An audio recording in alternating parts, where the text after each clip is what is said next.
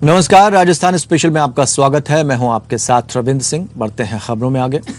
ज्योति मिर्धा के बीजेपी में शामिल होने पर राजस्थान कांग्रेस के नेताओं की तीखी प्रतिक्रियाएं सामने आई हैं। प्रदेश कांग्रेस अध्यक्ष गोविंद सिंह डोटासरा ने मीडिया से बातचीत में कहा कि वो 4.5 साल से कांग्रेस के किसी कार्यक्रम में शामिल नहीं हुई। 3 साल से मैं प्रदेश अध्यक्ष हूं, उन्होंने मुझे एक भी फोन नहीं किया। जो भी पार्टी से जाता है वो झूठा आरोप लगाता है। मीडिया से बातचीत में पीसीसी चीफ ने कहा कि ज्योति मिर्धा उद्योगपति घराने से ताल्लुक रखती हैं, ऐसे में उन पर कोई दबाव होगा, इसीलिए वो कांग्रेस छोड़कर गई हैं। वहीं कैबिनेट मंत्री प्रताप सिंह खाचरियावास ने भी ज्योति मिर्धा के बीजेपी में शामिल होने पर अपनी प्रतिक्रिया दी। उन्होंने कहा कि मिर्धा व्यक्तिगत कारणों से भाजपा में शामिल हुई हैं, वो पिछले लंबे समय से कांग्रेस पार्टी में एक्टिव नहीं थी। संजय दत्ता हमारे सहयोगी इस खबर पर हमारे साथ जुड़े हुए हैं। संजय दत्ता, अक्सर ये ऑपरेशन लोटस का आरोप लगता रहता है भारतीय जनता पार्टी में, और कांग्रेस कह रही कि वो हर तरह से मजबूत है। दोनों बातों को अगर हम समझने की कोशिश करें तो क्या कांग्रेस इस तरह की एक्टिविटीज के लिए तैयार है कि अगर उसके अपने नेता छोड़कर जाते हैं तो वो खुद को संभाल सके? और कितनी बड़ी हानि हुई है, कितना बड़ा नुकसान पहुंचाएंगी? देखिए, अगर बात की जाए तो ज्योति मिर्धा की तो वो काफी समय से सक्रिय राजनीति नहीं थी, ये बात कहीं काफी हद तक सही है। इस तरह वह बात करे तो मिर्धा परिवार का जो वर्चस्व था राजस्थान में तो उसको देखते हुए तो कहीं न कहीं वोट कटने के ज्यादा चांस लग रहे, भाजपा को फायदा होता दिख रहा है। और वैसे भी चुनाव नजदीक आने के बाद इस तरह के दल बदलने की जो एक परंपरा है वो कहीं न कहीं यहाँ पर भी देखने को मिल रही है। क्या लगता है कि अभी और भी किसी के टूटने का चांसेस नजर आ रहे हैं, और कांग्रेस किस तरह से इसकी भरपाई करेगी? देखिए, कांग्रेस का कहना है कि किसी के जाने से यहाँ तक प्रदेश अध्यक्ष का कहना है कि हमें कोई फर्क नहीं पड़ता, कोई पार्टी छोड़ के जाता है तो किसी तरह से कोई फर्क नहीं पड़ता है। तो कहीं कहीं ऊपरी तौर पर तो कहा जाए तो कांग्रेस पार्टी निश्चिंत है कि हमारा जो जनाधार है वो बढ़ेगा बजाय उसके कम होने का। बिल्कुल, आपसे पल पल की अपडेट आगे भी लेते रहेंगे। फिलहाल शुक्रिया इस खबर पर अपडेट करने के लिए। बढ़ते हैं अगली खबर की तरफ। जिले की रानी उपखंड के धर्मवीर मैदान में बीजेपी की परिवर्तन यात्रा को लेकर विशाल आयोजन किया गया, जिसमें जिले के तमाम वर्तमान और पूर्व विधायक और सांसद मौजूद रहे। इस मौके पर मुख्य अतिथि रहे गजेंद्र सिंह शेखावत, साथ ही सांसद पीपी चौधरी, पूर्व मारवाड़ विधायक केसराम चौधरी, पूर्व सांसद पुष्प जैन पाली, पूर्व विधायक मदन राठौर भी अपनी मौजूदगी दर्ज करवाने पहुंचे। सबने एक एक कर कांग्रेस की गहलोत सरकार पर निशाना साधा। बीजेपी ने आरोप लगाया कि राजस्थान में अपराध, बलात्कार जैसी घटनाएं लगातार बढ़ रही हैं। यहां तक अशोक गहलोत सरकार को नकारा तक बता दिया गया। इस दौरान बीजेपी के इससे परिवर्तन यात्रा के दौरान लोगों की भारी तादाद में भीड़ देखने को मिली।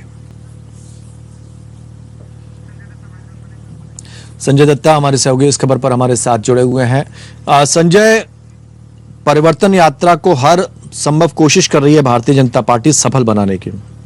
क्या लगता है कि इस परिवर्तन यात्रा से उसको ताकत मिलेगी और कांग्रेस को नुकसान पहुंचेगा? जनता से जिस तरह से मैंने खबर भी सुनी थी कि एक एक कर किस तरह की वैन भेजी जा रही है जिसमें एक पेटी डाली गई है, उसमें जनता अपने विचार साझा करेगी कि कहां पर उसे कमियां नजर आ रही हैं, तो वो सरकार की नाकामियों को और परिवर्तन को लेकर भी अपने विचार साझा करेंगे उस वैन की पेटी में अपने विचार डालकर। क्या ये परिवर्तन यात्रा के साथ साथ ये सारी एक्टिविटीज जनता को रिझा पाएंगी या जनता के दिल में जगह बना पाएंगे?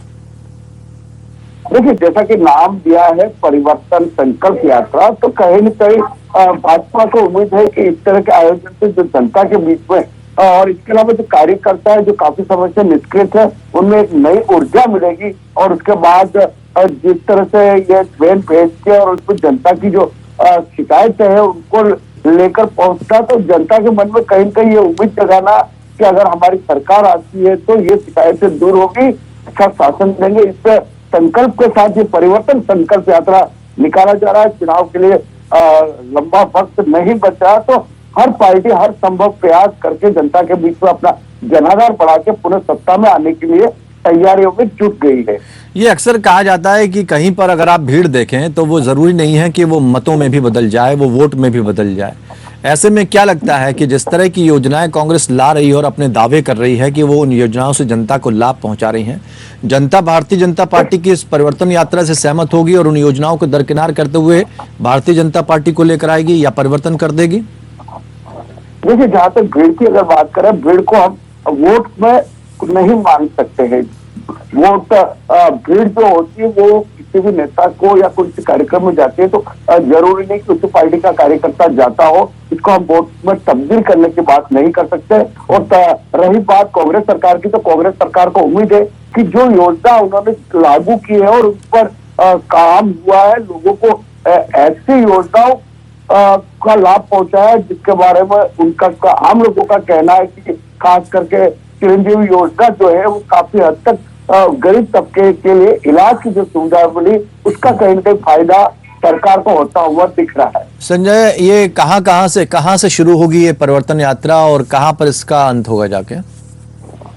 सर, शुरुआत के लिए इन्होंने जिन जिन जगहों को चुना है वहां से शुरुआत हो चुकी है। और इसके अलावा एक बात और महत्वपूर्ण हो जाती है कि जो परिवर्तन यात्रा की जहां से भी शुरुआत होती है वो कोई न कोई ऐसा धार्मिक स्थान है जहाँ की मान्यता पूरे राजस्थान में मानी जाती है। वहाँ आज बहुत ही बड़ी संख्या में श्रद्धालु आते हैं। तो भाजपा ने इस बार जो परिवर्तन संकल्प यात्रा का शुरुआत जो की है वो चाहे गणेश जी के मंदिर से की हो या हनुमान जी के मंदिर से की हो, तो कहीं न कहीं धर्म को भी जोड़कर इस यात्रा को शुरू किया ताकि जो भाजपा से जुड़े हुए लोग थे, जो धार्मिकता से जुड़े हुए लोग हैं, उनको भाजपा में आने वाले टाइम पर अपना भविष्य सुरक्षित नजर आए। बहुत बहुत शुक्रिया संजय इस पे तमाम अपडेट देने के लिए।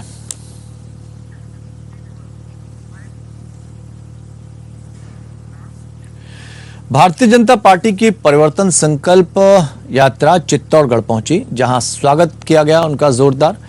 चित्तौड़गढ़ विधायक चंद्रभान सिंह आक्या के अगुवाई में इनाड़ी सिटी सेंटर में इस प्रोग्राम का आयोजन हुआ।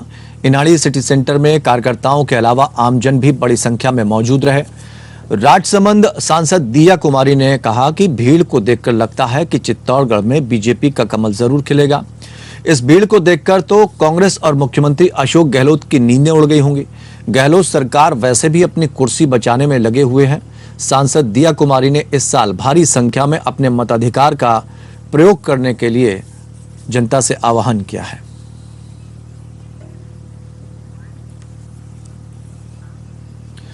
सिरोही जिले में बीजेपी के परिवर्तन संकल्प यात्रा मंडार पहुंची, जहां से रेवदार पहुंचने पर आम सभा हुई। उसके बाद सड़क मार्ग के जरिए आबू रोड के मानपुर तिराहे पर पहुंची।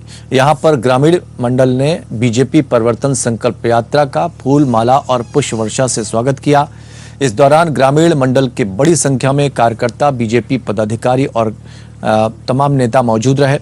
मानपुर चौराहे से यात्रा शहर के बस स्टेशन के पास पहुंची, जहां पर बीजेपी नगर मंडल के पदाधिकारी और कार्यकर्ताओं ने भी यात्रा के शहर में पहुंचने का स्वागत किया। इस दरमियान अल्पसंख्यक मोर्चे के कार्यकर्ताओं ने भी यात्रा का पुष्प वर्षा से स्वागत किया।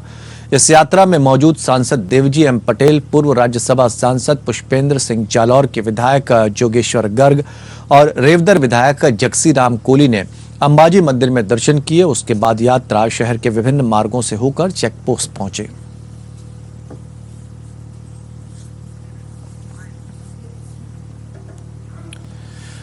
उत्तराखंड के मुख्यमंत्री पुष्कर सिंह धामी सूरतगढ़ दौरे पर पहुंचे। सीएम धामी बीजेपी नेता राहुल लेघा के आयोजित सैनिक सम्मान समारोह में मुख्य अतिथि के रूप में शामिल हुए। कार्यक्रम में सीएम धामी ने 150 से अधिक शहीद सैनिकों के परिवारों और पूर्व सैनिकों को सम्मानित किया। इस दौरान सीएम पुष्कर सिंह धामी ने पीएम मोदी के विजन की तारीफ करते हुए कहा कि जनता राष्ट्र का विरोधियों की, राष्ट्रवादियों की सरकार बनाए, विरोधियों की ना बनाए, मतलब राष्ट्र विरोधियों की ना बनाए सरकार, बल्कि राष्ट्रवादियों की सरकार बनाए। सीएम धामी ने कहा, डबल इंजन की सरकार बनने से ही प्रदेश का संपूर्ण विकास होगा। वहीं मुख्यमंत्री धामी ने सूरतगढ़ से जुड़ी हुई स्मृतियों और पर्यावरण की सुरक्षा के लिए अमृता देवी के बलिदान को भी याद किया।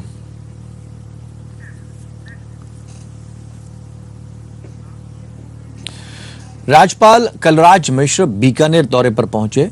नाल हवाई अड्डे पर पहुंचते ही जिला कलेक्टर भगवती प्रसाद कलाल, महानिरीक्षक पुलिस ओम प्रकाश, पुलिस अधीक्षक तेजस्विनी गौतम ने फूल मालाओं से उनका स्वागत किया। इस दौरान महाराजा गंगा सिंह विश्वविद्यालय के कुलपति प्रोफेसर मनोज दीक्षित, स्वामी केशवानंद और विद्यार्थी भी मौजूद रहे।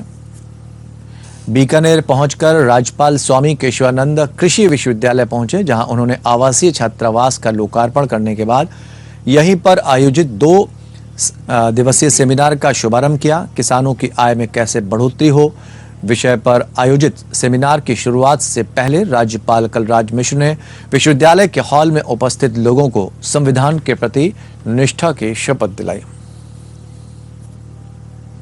नंबर 1 पर आवे उसको कुलाधिपति पदक दिया जाए। पिछले बार इस स्पर्धा के अंदर महाराणा प्रताप कृषि प्रौद्योगिकी विश्वविद्यालय उसको हमने कुलाधिपति पदक दिया है।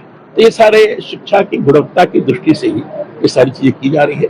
मैं समझता हूँ आगे बढ़ता है। आपने भी एक मंच से भी घोषणा की नवाचार की कि खुद आप अब जो है मैं एक कार्यक्रम बना रहा हूँ। मैं इसलिए कृषि विज्ञान केंद्रों पर जाकर वहाँ किस तरह के नवाचार हो रहे हैं, किसानों के साथ कैसे संवाद हो रहे हैं, किसानों को सही माने में जो भी नई चीजें आ रही हैं वो प्राप्त हो रही है कि नहीं प्राप्त हो रही हैं, किसान और हमारे अधिकारियों के साथ, किसान विकास विज्ञान केंद्र के अधिकारियों के साथ समुचित तौर पर संवाद हो रहा है कि नहीं हो रहा है, इन सारी बातों की जानकारी करने